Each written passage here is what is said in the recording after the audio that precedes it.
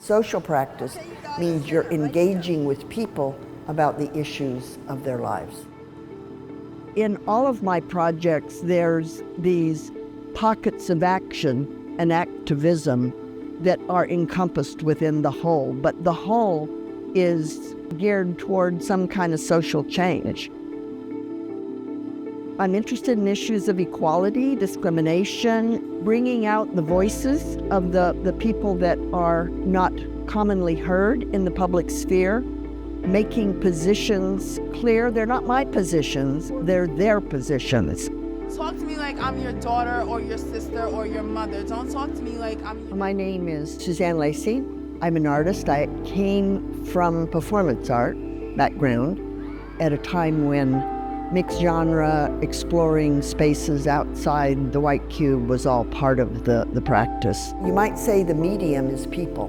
The medium is relationship between people. I think when you listen to each other, I think when you talk it through, you can resolve a lot of political issues.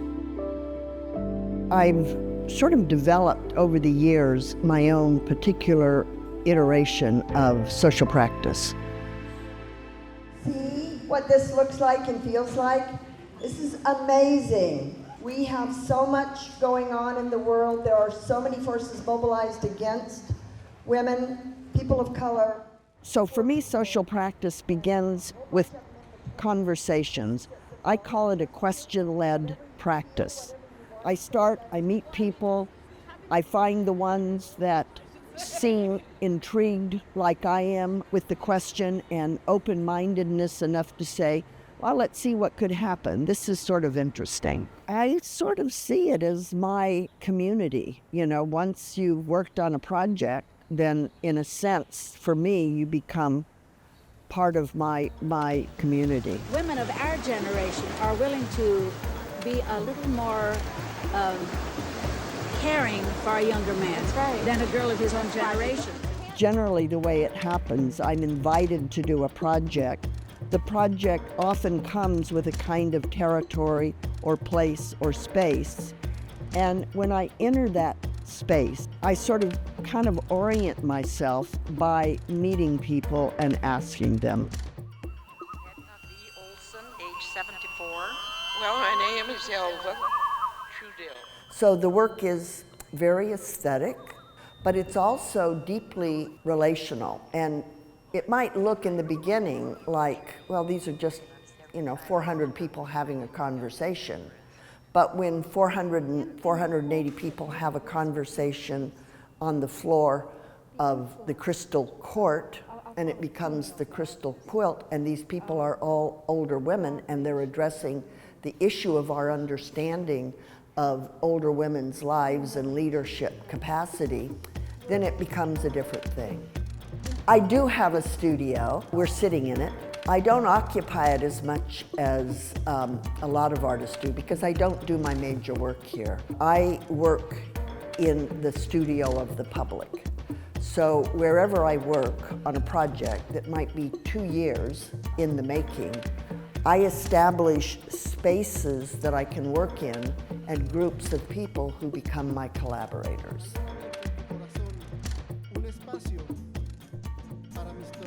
They're people who all care about the same issue, and collectively we explore the issue. I learn from them because the contents of my work is never my content. I don't know the reality of these people's lived lives, but I learn about them through conversation.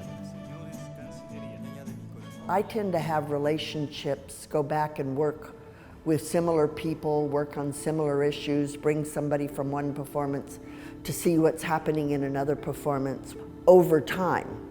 I work with the same people, they become an extended family.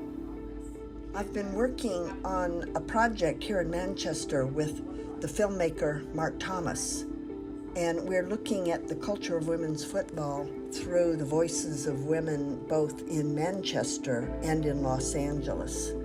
We're interested in their aspirations for the future. How do you think about discrimination? How do you build the field? The major question, does seeing a woman on a football field change the way you think of women? That's really at the heart of it. So this project, as a cultural practice, as a social practice, was built up on conversations. What does a woman footballer represent to a little girl? What does she represent to her own father? We found that in England, for example, a lot of men changed their attitude toward women's football when they had a young daughter who became interested in the game. I started thinking about what is this game and what are these women representing to the idea of who is a woman? What is a woman?